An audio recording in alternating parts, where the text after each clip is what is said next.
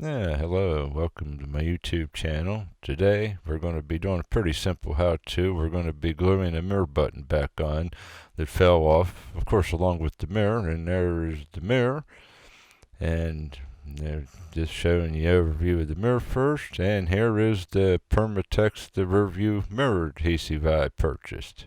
And there's where the mirror had sat on the vehicle, and I'm going to take, before we go further, a piece of this masking tape. You can see where the old glue was. I'm going to put a piece of the masking tape on the windshield on the outside so we know where to put the button on. Now we're going to open the package of the Permatex mirror adhesive. Yes, this is actually a little bit more involved than the last one of the mirror adhesive kits I had bought. They usually just come with the activator and a cleaner, but this has a few more items in the package. It was a little more money, but it was all that was available when I bought it. And there, let's see what is in here. Yeah, bag with some miscellaneous. There's your one. I see the activator and an instruction sheet. And unfold it here and we'll glance over, but it should be pretty much cut and dry on the procedure. And just as I expected, after glancing over the instructions, no big surprises if you've done this before, but if you're watching this, you probably haven't. But we're going to open this little bag that came with it with miscellaneous items in it.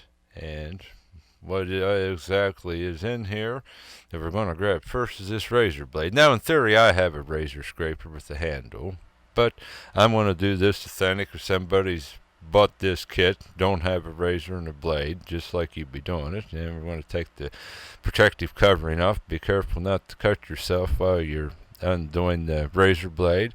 And we're going to take that plastic that's left from the old mirror adhesive to dry it out and why the mirror fell off, work underneath of it until we work it all free. And it is not exactly coming off easy, and this is a warm summer evening. Although I said a key, it is evening, the sun's going down. It probably would have worked easier earlier in the day, but I think, and not quite, I had it loose enough. At least it's coming all off in one large piece instead of just breaking up in small pieces, but there it is off of it. Okay.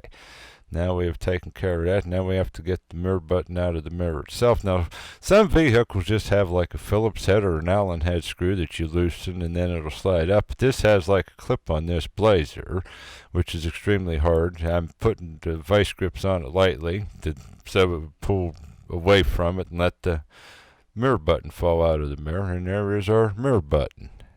Okay, now we're going to take here and we're going to sand the edge that goes against the windshield.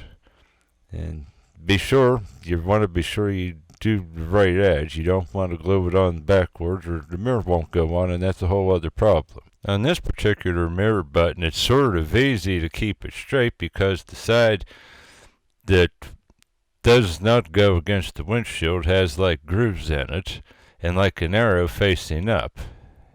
But again, I don't know if all vehicles are that way. And of course, the side I'm sanding on right now is going to be the side that goes against the windshield. But when you put it in theory against the windshield, one, the rounded edge face is up, and two, there's like two little lips that's molded into it that the mirror slides down that should be out away from the windshield. And here, if you look carefully, you can see that groove, and what I'm saying about the groove, that again faces towards the interior of the vehicle. And now we're going to open our pack, and here is just some cleaner where we have scraped the button off. We're going to open it up. There's actually two of them. They want you to use one to clean the windshield area and one to clean the mirror button. And I'm going to take here and open the first one. And once we get it open here, I'm going to shake and clean the windshield first. It doesn't really matter if you clean the windshield or the button first. Makes no difference. And there, take and just start again working it over the area where the button had sat. Also, thanks to the masking tape we had put on earlier, you know exactly where to wipe, and again the mirror will be where it is supposed to be, right on the money in the center of the windshield. Or I know I've never messed with it, and it worked good where it was located for myself. Now we're opening our other alcohol adhesive pad. And we're going to take here, once we get it out, grab our mirror button, and we're going to take and start cleaning that, which isn't a real big area. And you can see this is where we had sanded it. You can see the sand marks on it. The most important thing, once you wipe with the alcohol, once you have it down, you want to try avoid touching it with your fingers and getting your grease from your fingers on it. Okay, now here is the activator. It is in the blue package. It's taken. Have to open it here carefully because they're claiming to not touch even the activator pad with your fingers if you can help it, and just let it in after you fold it out.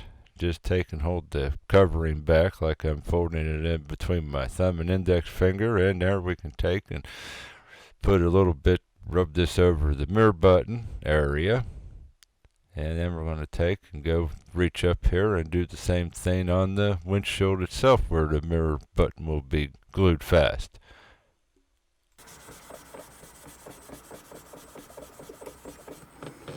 Alright, I'm going to say that is good. And again, that extra residue, don't worry about it. That's part of what will make the mirror hold on. And now we're going to open up the glue itself. And this is in this tube, and this needs the tip cut off. I'm just going to use the razor blade that came with the kit itself, cutting away from myself, and just cut the tip off. And the tip is cut off, and grab our button. And they want you to put one dab right in the middle. You don't want to try to put the whole container on it. In theory, this kit, if you were working on like 2 or 3 at one time, you could probably get a couple done at least 2 at one time, but I only need the one and letting it go to later, and that's the proper amount of the adhesive itself. And we want to take and put it up here where it belongs on the windshield. And again, make sure it's going on the right way. Take note that the rounded edge faces the roof of the vehicle.